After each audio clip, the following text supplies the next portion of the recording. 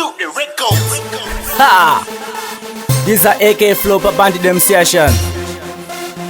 Moyo wangu urwadza une chironda. Chika moyo ambaye kada makwati. Moyo muti unomera pa unoda. Kure kwega vandu kuzina mutsupu. Dai wachiziva wandidaro. Moyo wangu une chironda. Iwe kubia bae pawa kaenda. Ziva kuti kweze kwa uchaenda.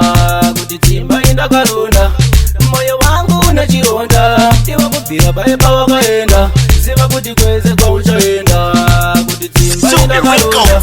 Kana takazipira kurana na newe. Kuti nyango ndikavanisha fira iwe. Vabereki vangu vese vanoda iwe. Vanoziva kuti ndinodana na newe. Mukuwana mukushaya ndichamira newe. Mukuziwa mukufara ndichangani newe. Ndiwa uri wangu paenda kadugere pakati pemoyo wangu.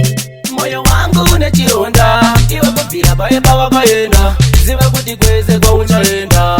Kuti timba inda karunda.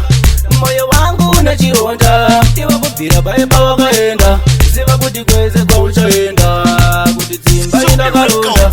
Chida moyo ambaye kada makwati. Moyo muti unomera pa unoda. Kure kwega vandu kuzina mutsupu. Dai wachiziva wandidaro. Kana ndakazipira kurana na newe. Kuti nyango ndikava ndichafira iwe. Vabereki vangu vese vanoda iwe. Vanoziva kuti ndinodana na newe.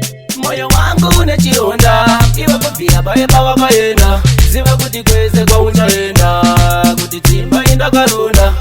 Moyo wangu une chironda. Iwe kubvira paye pawakaenda. Ziva kuti kwese kwa uchaenda. Kuti timba inda karunda. Moyo wangu une chironda. Iwe kubvira paye pawakaenda. Ziva kuti kwese kwa uchaenda. Kuti timba inda karunda. Moyo wangu une chironda. Iwe kubvira paye pawakaenda. Ziva kuti kwese kwa uchaenda. Kuti timba inda karunda.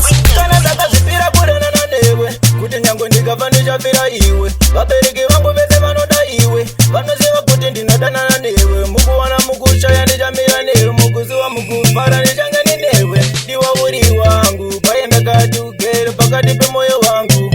Moyo wangu une chironda. Iwe kubvira paye pawakaenda. Ziva kuti kwese kwa uchaenda. Kuti timba inda karunda. Moyo wangu une chironda. Iwe kubvira paye pawakaenda.